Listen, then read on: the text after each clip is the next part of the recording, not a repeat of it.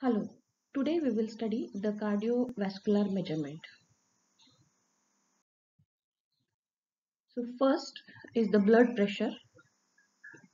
Blood pressure is an important physiological parameter to be studied in diagnosis of cardiovascular measurement. So how we can define the blood pressure is, it is the ratio of systolic pressure to the diastolic pressure. And what is its range? It is 120 by 80. Systolic pressure is 120 and the diastolic pressure is 80. So before that, what we need to know, what do you mean by systole? So systole is defined as the period of contraction of ventricular muscle at which time blood is pumped into the pulmonary artery and aorta. And diastole is the period of heart cavities as they filled with blood. So systolic blood pressure in the normal person is in the range of 95 to 140 mmHg and the normal range is 120 mmHg, and diastolic blood pressure in the normal person is in the range of 60 to 90 mmHg and the normal is considered as 80 mmHg.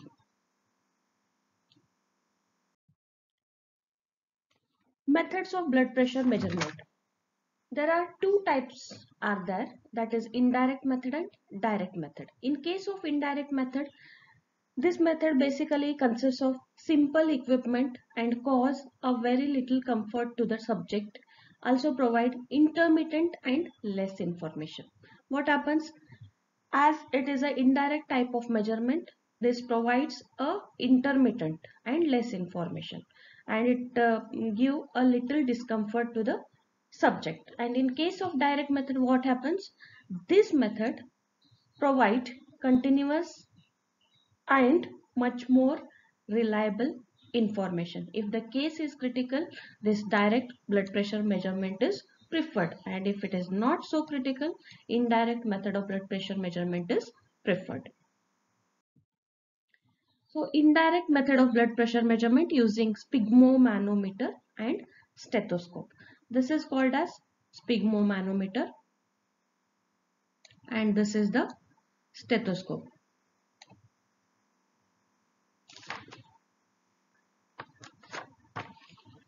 So it consists of an inflatable pressure cuff. This is the inflatable pressure cuff and a mercury manometer. This is the mercury manometer to measure the pressure in the cuff. The cuff consists of a rubber inside an inelastic covering that can be wrapped around the upper arm. Like this it is wrapped. The cuff is normally inflated manually with a rubber bulb. This is the rubber bulb through which the pressure is created and deflated slowly afterwards. The pressure cuff on the upper arm is first inflated to a pressure well above the systolic pressure. How much the pressure is inflated? Well above the systolic pressure, means above 120. At this point, no sound can be heard. The pressure in the cuff is then gradually reduced. As soon as the cuff pressure falls below systolic pressure, when this pressure is going to be falling below the systolic pressure, the cough sound, some type of sound is going to be heard, and that sound is called as cough sound is going to be heard. Okay, begins to hear through the stethoscope. The pressure of the cuff indicated on the manometer when the first cough sound is heard is recorded as the systolic pressure. As the pressure in the cuff continues to drop, then there is no pressure below which there is no cough sound is heard. That is considered as the diastolic pressure. So in this way, this sphygmomanometer can be used for the measurement of blood pressure. So next type is the automatic blood pressure measurement using Kortkopf method. This method basically consists of putting a cuff around the upper arm of the patient and microphone over the bronchial artery. The compressed air required for inflating the cuff is provided by pumping system. Usually inflating is done to preset pressure level well beyond the systolic value. The pressure in the cuff is then decreased at the relatively slow rate of 3 to 5 mmHg per second, while air is allowed to leave from the cuff. The Kortkopf sound are picked up by the special piezoelectric microphone. The corresponding electrical signals are fed to the preamplifier. The amplified signals are then passed onto a band pass filter to obtain good signal to noise ratio. The system is so designed that the appearance of first Kortkopf sound switches in the systolic manometer and locks the recording on the indicating meter. In a similar way, the diastolic value is fixed by the last Kortkopf sound. The cuff is completely deflated automatically after a interval of 2 to 5 seconds after determination of diastolic value. So in this way, this automatic blood pressure measurement can be done by using the Kortkopf method. So next one is the phase shift method. So in this what happens, the arrangement employs the cuff consisting of 3 bags. Okay, that means 3 compartments are there. So inflated as usual about 130 mmHg higher than expected systolic value. One of these bags are called as systolic bags. There are 3 bags are there. So out of which one is called as systolic bag and other 2 are called as 2 bags are called as diastolic bags. The systolic value is determined by detecting first blood flow pulse which passes the diastolic bags. The diastolic value is determined by detecting the disappearance of phase shift of signals from both the diastolic bags, and in this way this phase shift method is used. Direct method of blood pressure measurement. In that again 2 types are there. One is catheterization. It is also called as vessel cut down method, and implantation of transducer in a vessel or a heart. So catheterization. Catheterization is again having 2 types, that is catheter tip and fluid filled catheter type. So in catheter tip what is done? Here the sensor is mounted on the tip of the probe and pressure exerted on it are converted into a proportional electrical signal. In this case, the pressure is mounted near the tip of the probe and pressure exerted on it is going to be converted into a proportional electrical signal. And in case of fluid filled catheter type, what is done? Here this catheter is inserted into the artery and then it is connected to the pressure bag, and there is a transducer which is going to be measuring the pressure into the pressure bag and it is going to be converting into the electrical signal, and finally it is going to be displayed on the recorder. So it transmits the pressure exerted on the fluid filled column to an external transducer. The transducer converts exerted pressure to the electrical signal. The electrical signals can be amplified and displayed on the recorder as it is shown over here. Then implantation of transducer in a vessel or a heart. So here this pressure is given on the strain gauges. This basically consists of strain gauges, amplifier, systolic indicator and diastolic indicator.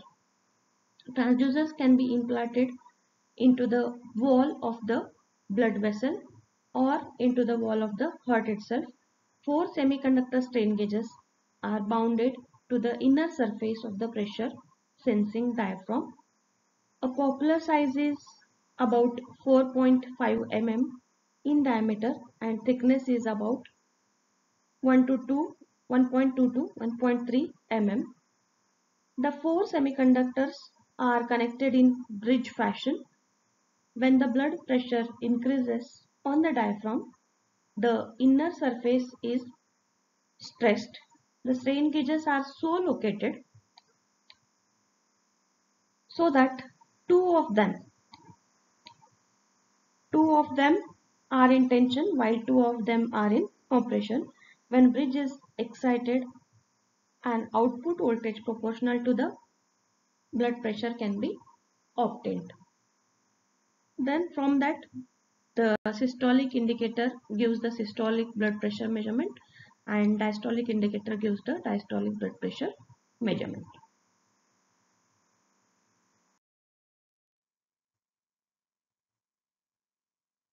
Then next is the blood flow measurement using ultrasonic flow meter.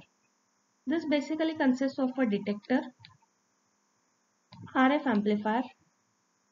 Here there is a transmitter and receiver. Okay, so this is the flow of blood which is going to be measured. There is a low pass filter, there is a audio amplifier, there is a zero crossing detector, and this is a again the low pass filter, and this is excited by a 5 megahertz exciter.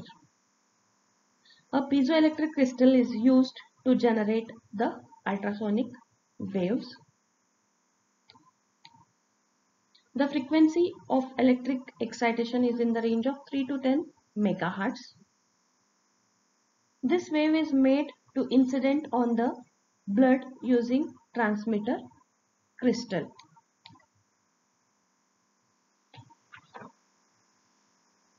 The reflected wave from the moving blood cell is received by the receiver. The receiver signal is amplified by RF amplifier. This is going to be amplified by this RF amplifier. The received signal is from the RF amplifier contains a very small amplitude Doppler shift frequency component and a large amplitude signal frequency component that is directly coupled from the transmitter to receiver. The detector provides the detector is going to be produces the sum and difference of two frequencies. The low pass filter selects the difference frequency which is going to be in the audio range. Then it is given to the audio amplifier. A zero crossing detector produces a pulse every time this difference sign makes a zero crossing. The output of low pass filter is a voltage which is proportional to the blood velocity, and in this way this ultrasonic type transducer is used for the blood flow measurement. Cardiac output. Cardiac output is basically the blood flow at any point in the circulatory system is the volume of blood that passes that point during the unit of time. It is normally measured in milliliters per minute or liters per minute. So here CO, that is cardiac output, is equal to VO2 divided by Ca minus Cv. CO is nothing but cardiac output.